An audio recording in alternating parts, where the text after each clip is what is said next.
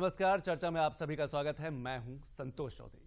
किसी भी राष्ट्र की प्रगति या उसका विकास इस बात पर निर्भर करता है कि वहां की जो आंतरिक सुरक्षा है कितनी मजबूत है, कितनी सशक्त है। शायद इसीलिए 2 दिवसीय आंतरिक सुरक्षा पर एक सम्मेलन किया जा रहा है फरीदाबाद में, जिसमें देश भर के जो गृह मंत्री हैं वो उपस्थित हो रहे हैं। इस बात पर चर्चा करेंगे कि कैसे अलग अलग जो सेक्टर, अलग अलग जो इश्यूज हैं आंतरिक सुरक्षा को लेकर, उनको कैसे और बढ़ावा दिया जा सकता है, कैसे मजबूत किया जा सकता है। अगर हम सिर्फ उत्तर प्रदेश की बात करें तो पिछले लगभग 5 सालों में, या कहें कि 5.5 सालों में एक बड़ा बदलाव सुरक्षा को लेकर किया गया है और उसके परिणाम भी सामने आए हैं। चाहे हम माफियाओं पर कसता शिकंजा की बात करें या फिर हम लगातार महिलाओं की सुरक्षा की बात करें, क्योंकि एनसीआरबी के जो आंकड़े आए वो भी यही कहते हैं कि उत्तर प्रदेश सुरक्षा के मामले में काफी तेजी से आगे बढ़ा है। लेकिन अभी भी सफर लंबा है, बहुत से प्रयास करने की जरूरत है। और जब भी हम बात सुरक्षा की करते हैं तो उसमें अर्थव्यवस्था यानी कि इंडस्ट्री यानी कि उद्योग, दोनों बहुत ही समानांतर चलते हैं। निवेश तभी बढ़ेगा किसी भी राज्य में, किसी भी देश में, जब वहां पर जो आंतरिक सुरक्षा है, जब सुरक्षा के मामले हैं वो अच्छी तरीके से संवेदनशीलता के साथ किए जा सके। आज इसी विषय पर बात करेंगे कि कैसे हम बदलाव ला सकते हैं, कैसे सुरक्षा के साथ साथ अर्थव्यवस्था को भी हम कैसे मजबूत कर सकते हैं। 2 मेहमान हमारे साथ जुड़े हैं और उनका हम परिचय करा दें। हमारे साथ केएल गुप्ता जी हैं, फार्मर डीजीपी हैं उत्तर प्रदेश के। इसके साथ साथ मनीष अग्रवाल जी हैं, एसोचैम के उपाध्यक्ष यानी कि वाइस प्रेसिडेंट है। आप दोनों मेहमानों को हमारे कार्यक्रम में स्वागत। और केएल गुप्ता जी, शुरुआत आपसे ही करना चाहूंगा। आंतरिक सुरक्षा को लेकर 2 दिवसीय सम्मेलन हो रहा है फरीदाबाद में। क्या आपको लगता है इससे ये बेहद जरूरी है और इससे संवेदनशीलता भी बढ़ती है और इसके साथ साथ जो सुरक्षा के मामले हैं उनमें भी मजबूती आती है? जी हाँ, बहुत जरूरी है आपस में कोऑर्डिनेशन, इंटर स्टेट, आपस की जो बॉर्डर स्टेट है उनका कोऑर्डिनेशन, और प्लस अपनी स्टेट के जो माइनस पॉइंट्स हैं उनको वहाँ स्टडी करें, देखें, सुधार लाने के लिए बहुत जरूरी है। और खासकर इंडस्ट्रीज वगैरह को लाने के लिए ये बहुत जरूरी है। इंडस्ट्रीज यही चाहता है कि हमें यहाँ सिक्योरिटी मिले और करप्शन कम हो। तो 2 चीजें, सिक्योरिटी भी और करप्शन वगैरह जो है, जैसे बिजली विभाग का करप्शन है, रोड का है, जो भी लाइसेंसिंग परमिट वाले हैं, ये कम हो, हैरेसमेंट न हो, जल्दी जल्दी लाइसेंस परमिट मिलते जाएं और काम शुरू करें। ये उत्तर प्रदेश के साथ 3-4 स्टेट जो पड़ोस की थी, नॉर्थ इंडिया की बीमारू स्टेट जिन्हें हम बोलते थे मध्य, तो बाकी स्टेट तो काफी ऊपर चली गई है, राजस्थान भी और मध्य प्रदेश भी। बस बिहार और यूपी रह गए हैं। यूपी चलो ऊपर है थोड़ा सा बिहार से, वो कह सकते हैं। तो यहाँ पर वही प्रॉब्लम है, क्योंकि इतना करप्शन था पहले। मैं तो बहुत देख चुका हूं कि नीचे से ऊपर तक, बाबू से डेस्क अफसर से लगा करके ऊपर तक करप्शन था। कोई भी इंडस्ट्री से आता था उसको मुर्गा समझ करके वो उससे पैसा वसूलते थे। और लाइसेंस परमिट हर एक में, इवन राजनीतिक नेता वहां पर इंडस्ट्री लगाने वाले से कहते हैं हमारे 500 आदमी रख लो, हमारे इतने आदमी रख लो, हमें मंथली इतने। तो पुलिस वाला जो भी है, रेगुलेटरी फंक्शन वाले, तो बहुत वसूल। वो अब कितना बदलाव आप देख पाते हैं? वही मैं कह रहा हूँ, सिंगल विंडो सिस्टम की बात करें, डिजिटलाइजेशन की बात करें, जैसे हो गया आजादी के, तो पहले शुरू में तो नहीं था। इसके 20-25 साल बीच के बहुत ही खराब रहे, उससे माहौल बहुत बिगड़ गया। और इधर 5-6 साल से जब ये नई सरकार आई है तो उसमें उन्होंने काफी कुछ इसी मुद्दे पे काफी टाइटनिंग किया है। क्या तकनीक से ट्रांसपेरेंसी बढ़ी है? पुलिस को भी मॉडर्नाइज करने का किया है और पुलिस का बल भी बढ़ाया, नंबर भी बढ़ाए हैं, और करप्शन पे भी काफी एक्शन हुआ है। टॉप लेवल के करप्शन तक में भी उन्होंने एक्शन लिया है। तो इससे फर्क पड़ा है। पर चूंकि ये 70-75 साल का बिगड़ा हुआ केस समय लगेगा, जो हर्डल है, जो समस्याएं हैं, इसी तरह के बिल्कुल ऐसे ही प्रयास किए जाएंगे तो 20 साल तक करते रहे, तब होगा बदलाव होगा। मनीष जी, आप एसोचैम से जुड़े हैं, व्यापार और वाणिज्य को संरक्षण देना, उन कंपनियों का संरक्षण देना आपका एसोचैम का एक बड़ी भूमिका रहती है। कोई कंपनी आखिर किसी भी स्टेट में किन किन मुद्दों को देखकर, किन किन बातों को देखकर वो निवेश करती है? और खासतौर से लॉ एंड ऑर्डर की जब बात करते हैं, सुरक्षा की बात करते हैं, तो निवेश के साथ साथ सुरक्षा कितनी बड़ी भूमिका अदा करता है? देखिए, यूपी में लॉ एंड ऑर्डर की सिचुएशन नो डाउट बहुत इंप्रूव हुई है पिछले 5-6 सालों में। इसमें योगदान डिजिटाइजेशन का भी है, जो सिंगल विंडो क्लियरेंस है उसका भी है। लेकिन मैं आपसे एक और बात कहना चाहूंगा, ये लॉ एंड ऑर्डर की जब पॉजिटिव मैसेज जाती है, सारी इंडस्ट्री लखनऊ में नहीं लगेगी, नोएडा में नहीं लगेगी, कानपुर में नहीं लगेगी। छोटे जिलों में जब इंडस्ट्रियलिस्ट काम करने जाता है, वहां पे लॉ एंड ऑर्डर की स्थिति की एक्चुअल सिचुएशन वो फेस करता है, जिसमें अब इंप्रूवमेंट है। लोकल लेवल पे जो संगठन थे ना, वो अब इंडस्ट्रियलिस्ट के डायरेक्ट टच में नहीं आते, हैरेसमेंट नहीं करते, सरकार को क्लियरेंस अच्छे मिलते हैं। लोकल लेवल की मैन पावर जो है वो अब दबाव में काम नहीं करती, अच्छे से काम करती है, माइग्रेट नहीं कर रही है, लॉ एंड ऑर्डर की सिचुएशन अच्छा है। तो हमें वहीं पे लोग काम करने वाले मिल जाते हैं, सारी चीजें मिल रही हैं, तो बड़े शहरों पे दबाव भी कम हो रहा है और छोटे शहरों का इसी तरीके से आगे चल के विकास भी होगा। बिल्कुल। क्या आपको लगता है कि जो ट्रांसपेरेंसी बढ़ी उसमें टेक्निक के, जब हम आईटी की बात करते हैं, डिजिटलाइजेशन की बात करते हैं, इसने एक बड़ी भूमिका अदा की। टेक्निक से क्या फायदा होता है, हमारा लोगों से इंटरेक्शन कम होता जाता है, face to face interaction single window system की तरफ हम आगे बढ़ते हैं। सिंगल विंडो से प्रोसेस जो है और क्लियर होती है और हम हायर लेवल अथॉरिटीज के टच में रहते हैं। जैसे हम लोग कॉर्पोरेट वर्ल्ड में एक एस्केलेशन मैट्रिक्स नाम की चीज कहते हैं कि अगर मैं आपका कोई काम नहीं कर रहा हूं तो मेरे बॉस तक आप कैसे पहुंचोगे। तो पहले पहुंचने का साधन ऑफिस होता था, आज पहुंचने का साधन सोशल मीडिया है। लोग 2 मिनट में ट्विटर पे टैग कर देते हैं और उस प्रॉब्लम पे कोई ना कोई रेजोल्यूशन आता है, मेरे लिए पॉजिटिव नेगेटिव जो भी हो, लेकिन रेस्पॉन्स मुझे मिलता है timely. That is the basic thing. बिल्कुल सही कहा कि तकनीक से पारदर्शिता बढ़ती है, यानी कि जब हम टेक्निक की बात करते हैं तो ट्रांसपेरेंसी बढ़ती है। लेकिन एक रिपोर्ट देख लेते हैं और समझने की कोशिश करते हैं कि जो 2 दिवसीय आंतरिक सुरक्षा को लेकर सम्मेलन हो रहा है वो क्या है और किन किन मुद्दों को लेकर सम्मेलन किया जाए और आने वाले दिनों में इसके परिणाम क्या होंगे। पेश है खास रिपोर्ट। बदलाव की बयार ऐसे ही नहीं बहती। सुविधा सुरक्षा योजनाओं की समीक्षा और परिणाम देने के बाद जनता कहती है कि हाँ, यूपी बदल रहा है। फरीदाबाद में आज से 2 दिवसीय आंतरिक सुरक्षा को लेकर देश के सभी गृहमंत्री एक साथ चिंतन शिविर में शामिल हुए। मकसद सुरक्षा को और मजबूत करना और विजन 2047 और प्रधानमंत्री के पंच प्राण के लिए एक रूपरेखा तैयार करना। उत्तर प्रदेश के मुख्यमंत्री योगी आदित्यनाथ भी बैठक में शामिल होकर उत्तर प्रदेश में सुधरती कानून व्यवस्था और उससे होने वाले बदलाव पर योगी मॉडल पर बात करेंगे। उत्तर प्रदेश को लेकर एनसीआरबी के जो आंकड़े कहते हैं उस पर एक नजर डालें तो उत्तर प्रदेश में साइबर क्राइम से लेकर सांप्रदायिक हिंसा में बड़ी गिरावट आई है। साइबर क्राइम में 22% की गिरावट दर्ज की गई है। 2019 में बच्चों के खिलाफ 18,943 आपराधिक मामले दर्ज किए गए। 2021 में बच्चों के आपराधिक मामले घटकर हुए 16,838। बाल अपराधों में भी 11.11% की गिरावट दर्ज की गई। 2019 में महिला अपराध के 59,853 मामले दर्ज किए गए।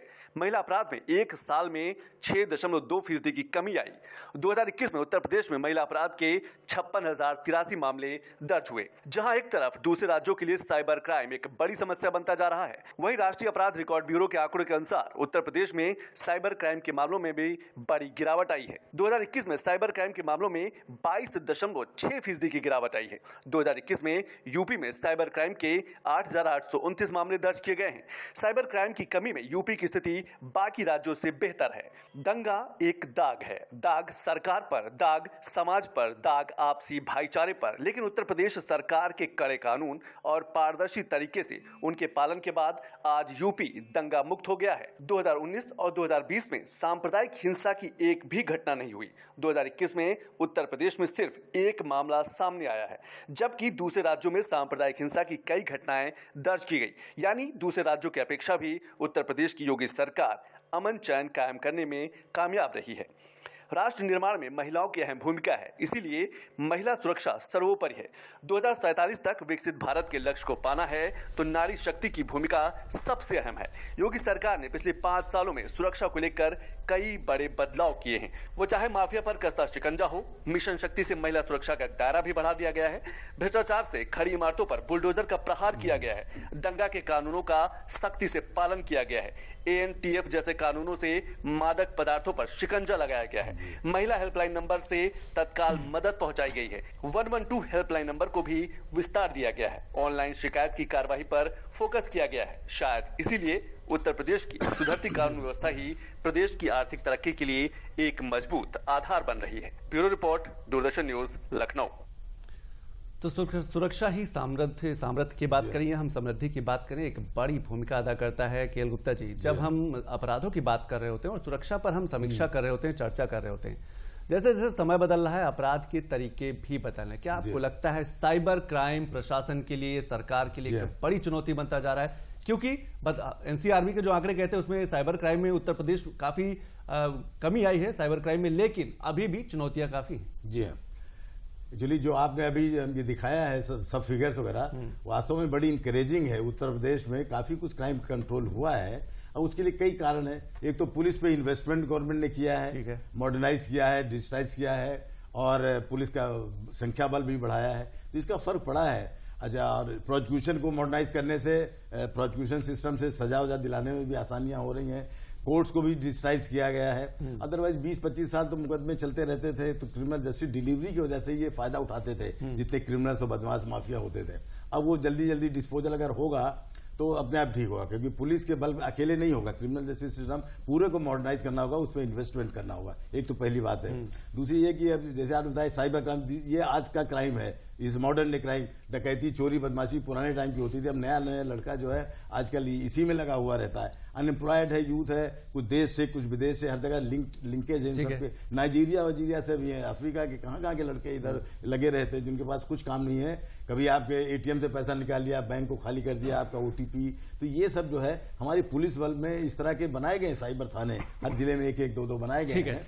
पर सुनिए, पर अभी उसमें बहुत कुछ काम होना है, हमारी पुलिस बल को उसमें ट्रेन करना है। बिल्कुल, हम हाईटेक पुलिस की भी बात करेंगे, ट्रेनिंग की भी बात करेंगे, लेकिन एक कमेंट हम मनीष जी से ले लें। मनीष जी, जब कोई निवेशक या बड़ी कंपनी किसी भी राज्य में निवेश करना चाहती है, बड़ी फैक्ट्री, बड़ी कंपनी लगाना चाहती है, पहले दिनों की अगर हम बात करें तो क्या क्या समस्याएं ग्राउंड लेवल पे आती थी? क्योंकि आप एसोचैम से जुड़े हैं, आपके पास कंपनियां आती रहती। देखिए, ग्राउंड लेवल पे बेसिक समस्या क्या आती थी ना, जो टाइम फ्रेम है एक प्रोजेक्ट को लगाने का, समय बहुत लंबा हो जाता का और एग्जीक्यूट करने का, उसी से हम लोग अपने आरओआई की एनालिसिस करते हैं कि रिटर्न ऑफ इन्वेस्टमेंट का फेज क्या रहेगा। अब प्रोजेक्ट अगर 1 साल में फीजिबल होगा, 4 साल में रिटर्न आएगा, हमारी प्लानिंग है। अब वो फीजिबली अगर 3 साल में होता है और 7 साल में स्टैब्लिश होता है, तो मार्केट कंडीशंस जो है चेंज हो जाती हैं। जब तक वो बिजनेस मार्केट में आया तब तक कंडीशंस चेंज हो गई, तो फिर हमें नई प्रोसेस स्टार्ट करनी पड़ती है। आजकल क्या फायदा हो रहा है पिछले 5-7 सालों से, कि जो हम वर्क करके आते हैं वो स्टेपुलेटेड टाइम में पूरा हो जाता है, तो हमारी डिलीवरी की एक्सपेक्टेंसी रेशियो जो है मार्केट से बराबर रहती है, समय पे डिलीवरी हो जाती है, क्योंकि टेक्नोलॉजी 6 महीने में, साल भर में चेंज होती रहती है। बाय डिफॉल्ट आपको उसको बदलाव को मानना ही पड़ेगा। बिल्कुल। केएल गुप्ता जी, जब हम पुलिसिंग पे बात कर रहे हैं, क्या आपको लगता है हाईटेक पुलिसिंग की जरूरत है? इसके साथ साथ क्या आपको लगता है जब हम साइबर क्राइम की बात कर रहे होते हैं तो जो पुलिस की है उसकी ट्रेनिंग की भी बेहद जरूरत है, क्योंकि साइबर क्राइम बहुत तेजी से आगे बढ़ता है और नए नए उसमें चीजें जुड़ती जाती हैं। बिल्कुल, आपने सही फरमाया। जो हमारा भी पुलिस फोर्स है 98% से ऊपर तो कांस्टेबल ही है, जो mostly rural background, sub inspector भी रूरल बैकग्राउंड से आते हैं, वो नॉर्मल ग्रेजुएट होते हैं या इंटर पास होते हैं, तो वो सब साइबर क्राइम के एक्सपर्ट नहीं होते। यहाँ आके उन्हें सिखाना पड़ता है, तो that takes time. Cyber crime की हमारी training right from initial training जो होती है, रंगरूटी से लगा करके रिफ्रेशर कोर्सेज समय के साथ साथ मूव करते हैं, उसमें इन्वेस्टमेंट करना पड़ेगा हमें ट्रेनिंग में साइबर क्राइम के लिए। अभी वो सब थोड़ा सा अभी समय लगेगा, तो शुरू हो रहा है, कई लोग पकड़े जा रहे हैं साइबर क्राइम करते हुए, पर उसमें इन्वेस्टमेंट और करना पड़ेगा, थोड़ा समय लगेगा। हमारी कांस्टेबलरी और हमारी सबऑर्डिनेट रैंक्स को थोड़ा सा और मॉडर्नाइज करना पड़ेगा, अच्छे लोग लिए जाएं, साइंस के ग्रेजुएट, ये सब काम होगा। सही कह रहे हैं आप। साइबर क्राइम के अलावा भी जैसे अभी भाई अग्रवाल साहब ने बताया कि उत्तर प्रदेश में पहले ये प्रॉब्लम होती थी, अब तो जैसे टाइम फ्रेम हरियाणा, पंजाब वगैरह, राजस्थान में तो जाते थे लोग, मुख्यमंत्री से मिले, फौरन उनको लाइसेंस 2-3 दिन में मिल जाते, हर तरह के क्लियरेंस मिल जाती थी। यहाँ जो है नीचे से ऊपर तक बरसों लग जाते थे, महीनों लग जाते थे, क्योंकि यहाँ किसी पे कंट्रोल नहीं था। इसलिए यहाँ का इंडस्ट्रीज यहाँ पर आने से घबराता था, फिर माफिया राज था। अब स्थितियां बदली, अब बदली है 5-7 साल में, ये और 10-15 साल 20 साल चले, तब जाकर के हम लोग कहीं हरियाणा पंजाब की बराबरी कर पाएंगे। ठीक है। अब मनीष जी, एक निवेशक के लिए क्या ये 3 चीजें बहुत महत्वपूर्ण है? लॉ, लैंड और लेबर, ये बेहद महत्वपूर्ण है, तभी वो किसी भी स्टेट में जाके वो निवेश करता है, कंपनी लगाता है। देखिए, यही 3 अंग हैं, इसके बिना इंडस्ट्री कैसे पॉसिबल होगी। लेकिन इन चीजों की अवेलेबिलिटी, सारी प्राथमिकता सरकार की नहीं होती। अब आप अगर लैंड अच्छे से अवेलेबल कराएंगे, लॉ अच्छा होगा, लेबर अपने आप मिल जाएगी। लेबर का माइग्रेशन क्यों होता है? जब उसको खाना नहीं मिल रहा, रोजी रोटी नहीं मिल रही, तो वो बड़े शहरों की तरफ भागता है, फिर वो लेबर कॉस्टली हो जाता है। जब वो बड़े शहरों से छोटे शहर माइग्रेट करता है ना, तो उसकी कॉस्ट एक्सपेक्टेंसी ज्यादा हो जाती है। आज क्या है, लॉ एंड ऑर्डर अच्छा होने की वजह से वो अपनी जगह नहीं छोड़ता, उसे दिखता है कि लोग यहाँ आ रहे हैं, वो हमें एक अच्छी कॉस्ट पे अवेलेबल होता है, जो उसके लिए भी बेनिफिट है और हमारे लिए भी बेनिफिट है।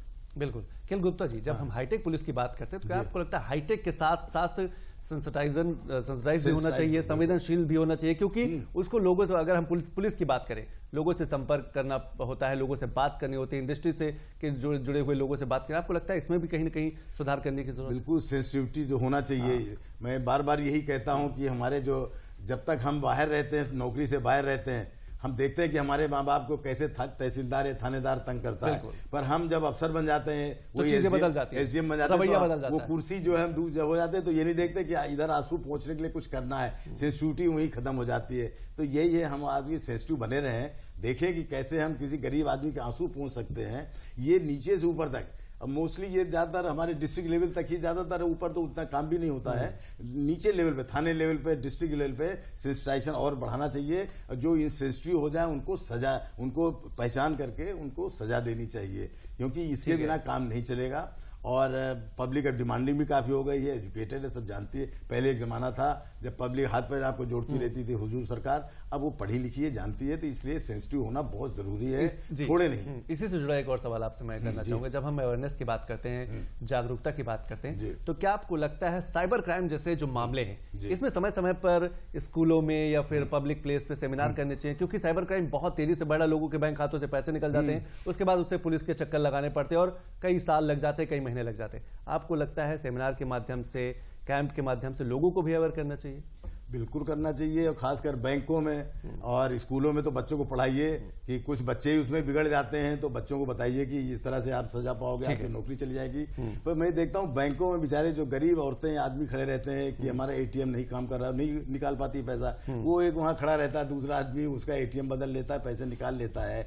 तो वहाँ बैंकों में सिक्योरिटी बढ़ाने की जरूरत है, और इस तरह सख्त सजा मिलनी चाहिए। क्योंकि भाई काम क्यों नहीं करते हो जाकर के, जब आपको और अपॉर्चुनिटी मिल रही है काम करने की, ये इजी मनी और चीप मनी के पीछे क्यों पड़े रहते हो? तो सख्त सजा, साइबर क्राइम जो ऑपरेट करने वाला है उसमें सख्त सजा का प्राविधान भी हो, और जैसे प्रिवेंशन के लिए सब कार्रवाई करनी चाहिए। जहां जहां इस तरह क्राइम के होते हैं मौके, जहां पर खासकर बैंकों में और इस तरह के फाइनेंशियल इंस्टीट्यूशन में, वहां जरूर आदमी लगा, गार्ड आदमी लगा रहना चाहिए कि वो तंग न करे कोई। बिल्कुल। मनीष जी, जब हम सुरक्षा की बात कर रहे होते हैं, उसके साथ साथ हम अर्थव्यवस्था की बात करते हैं, इंडस्ट्री की भी बात कर रहे होते हैं, आपको लगता है जब आंतरिक सुरक्षा या फिर लॉ एंड ऑर्डर बेहतर होगा तो इसका प्रभाव खासतौर से जो छोटे उद्योग करने वाले, एमएसएमई से लोन लेके उद्योग करने वाले लोग हैं, या फिर ओडीओपी के माध्यम से जो जिलों को प्रोत्साहित किया जा रहा है, वहां भी बड़ा बदलाव देखने को मिलेगा? देखिए, उत्तर प्रदेश में आज भी 80% एमएसएमई ही है। एमएसएमई का जो मूल कारण है, जो हम असेस नहीं कर पा रहे, ये सिर्फ एंड सिर्फ लॉ एंड ऑर्डर है।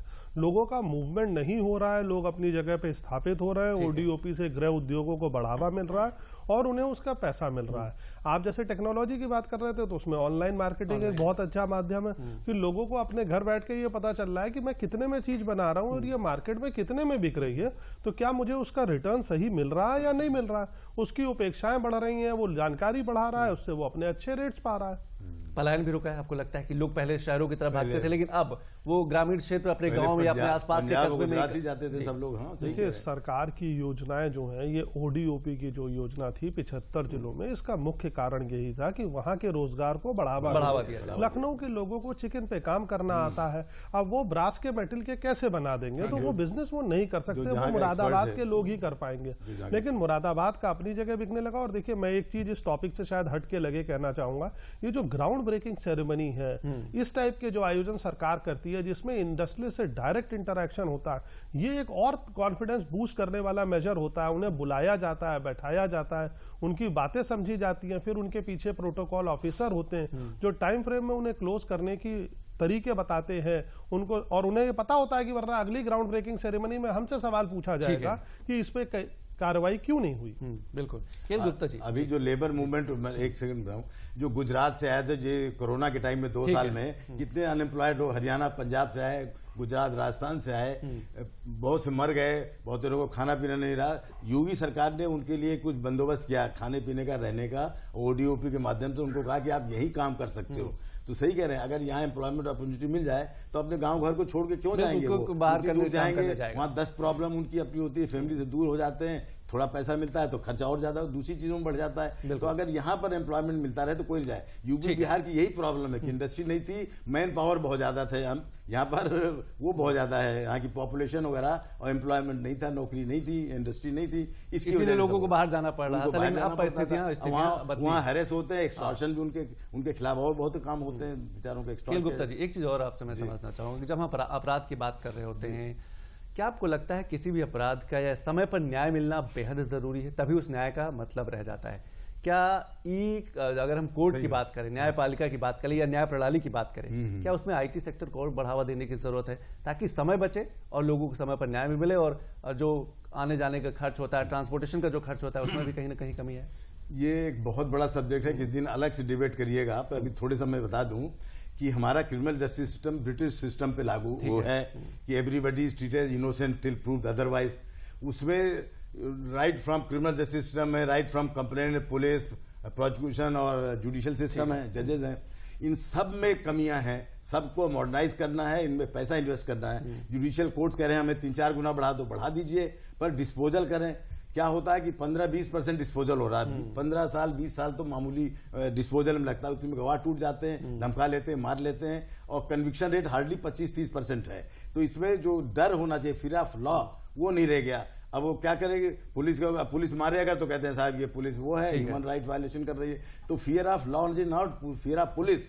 ये मैं इसको आपको और एक डिबेट करेगा मैं बताऊंगा। इसमें everybody has to contribute right from public to judicial system. जितना चाहें, अगर बढ़ाना चाहें उनको सबकी भागीदारी करिए, सबको भागीदारी है, एवरीबडी हैज टू एक बड़ा बदलाव नजर आएगा। अंग्रेजों के यहाँ इंग्लैंड के जिसका लॉ मानते हैं हम लोग, वो 2 साल में सजा उनको मिल जाती है, डिस्पोजल हो गया, और 80-90% कन्विक्शन हो जाता है। हमारे यहाँ 20% कन्विक्शन है, 30% है, और 10-20 साल में। तो डर किसी बात का, बड़े बदलाव की जरूरत है, और हर सेक्टर पे, हर जगह पर बदलाव की जरूरत है। जो बदलाव आएगा उसके परिणाम भी सामने निकल के आएंगे। मनीष जी, क्या जब हम कोर्ट की बात कर रहे होते हैं और समय पर न्याय मिलने की बात करें, तो इंडस्ट्री के जुड़े जो मामले हैं वो भी कोर्ट में जाते हैं, उसमें भी बड़ा समय लग जाता है, उसमें भी कहीं ना कहीं निराशा आती है, हताशा आती है? देखिए, अब हम उसको स्टेट सब्जेक्ट पे तो नहीं कहेंगे, ज्यादातर ऐसी डिस्प्यूट्स नहीं होती जो स्टेट लेवल पे हो, और स्टेट लेवल की डिस्प्यूट्स तो एमिकेबली सेटल हो जाती हैं। हाँ, जो इंडिया लेवल पे डिस्प्यूट जाती है, जो लार्जर कॉर्पोरेट्स की जाती है, उसमें समय तो लगता ही है। लेकिन हम लोग जो लॉ एंड ऑर्डर है या जो सरकार का मापदंड है उसके साथ चलते हैं। ठीक है गुप्ता जी, क्या बदलाव आप चाहते हैं कि क्या लगता है कि जब हम हाईटेक पुलिसिंग की बात करते हैं, जब हम सुरक्षा को बेहतर करने की बात करते हैं, जब हम आंतरिक सुरक्षा की बात करते हैं, जब हम डिजिटलाइजेशन से ट्रांसपेरेंसी की बात करते हैं, आपको लगता है क्या बदलाव आने चाहिए ताकि आने वाले दिनों में लॉ एंड ऑर्डर भी अच्छा हो, निवेश भी बढ़े और लोगों को रोजगार भी? नहीं, कई फैक्टर है इसमें। एक तो ये कि ओडीओपी को और इंकरेज करें, लेबर आपका बाहर न जाए, इंडस्ट्री साहब जो उनकी प्रॉब्लम उनको सुनिए और उसको सॉल्व करिए। जो इंस्टीट्यूशन इसमें वो कर रहा है, गड़बड़ी कर रहा है, चाहे रेवेन्यू हो, चाहे पुलिस हो, चाहे इलेक्ट्रिसिटी बोर्ड हो, उनको टाइट करिए और वो समय से लाइसेंस परमिट देते रहें। और पुलिस, और जैसे बताया क्रिमिनल जस्टिस सिस्टम के 4-5 अंग हैं, सब में सुधार लाइन में। बजट एक्चुअली गवर्नमेंट इनको जो है निगलेक्ट करती थी, देवर नॉन प्लान सब्जेक्ट, इनको सिर्फ तनख्वाहें देती रहती थी, जुडिशरी से यहाँ पुलिस तक, और ज्यादातर खर्चा वहाँ रोड में करते, जिससे औरों को फायदा हो जाता था। उसको कहना ठीक नहीं है, और लोग फायदा उठाते। तो इनमें इन्वेस्ट करिए, right from criminal justice administration से लगा के हर अंग में पैसा लगाइए, डिजिटाइज करिए, और जिससे डिस्पोजल 2-3 साल में हो जाए। फियर ऑफ लॉ क्रिएट करना है, वो अभी नहीं हुआ है। और अगर पैसा इस तरह लगाते, इन्वेस्ट करते रहेंगे, तो 10-15 साल में सुधार आने एक बड़ा बदलाव आएगा, समय लगेगा, पूरी गुंजाइश लगेगा। और इसी तरह की गवर्नमेंट बनी रहे, चीफ मिनिस्टर भी ऐसे बने रहे, तभी होगा। लास्ट कमेंट आपका, कितना बड़ा बदलाव आप देखते हैं? अगर हम आंतरिक सुरक्षा की जब बात कर रहे होते हैं, सिक्योरिटी की बात कर रहे होते हैं, सुरक्षा के साथ साथ जब अर्थव्यवस्था या उद्योग की बात करते हैं? देखिए, अगर मैं कुछ शब्दों में बताना चाहूं तो आपको मालूम होगा, ग्राउंड ब्रेकिंग सेरेमनी 4 की तैयारियां चल रही हैं, 10 लाख करोड़ के निवेश की संभावनाएं हैं। ठीक है। तो ये संभावनाएं ऐसे नहीं जनरेट हुई हैं, कहीं ना कहीं है 10 लाख करोड़ बहुत बड़ा निवेश है।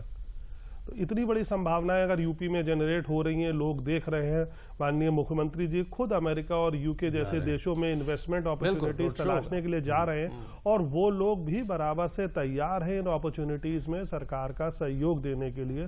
तो इससे अच्छा लॉ एंड ऑर्डर का कोई भी फीलर नहीं हो सकता किसी भी प्रदेश में। बिल्कुल सही कहा आपने कि सुरक्षा की जब समीक्षा होगी तभी समृद्धि आएगी, और इसीलिए 2 दिन के लिए 2 दिन का एक सम्मेलन हो रहा है फरीदाबाद में, और मकसद यही कि आंतरिक सुरक्षा को कैसे बढ़ावा दिया जाए, हर सेक्टर को कैसे आगे बढ़ावा दिया जाए। जब हम सुरक्षा की बात करते हैं तो उससे जुड़ी कई चीजें हैं जो अपने आप आगे बढ़ती हैं और विकास का रास्ता तय करती है। आप दोनों मेहमानों ने हमारे कार्यक्रम में शिरकत की, इसके लिए बहुत बहुत शुक्रिया।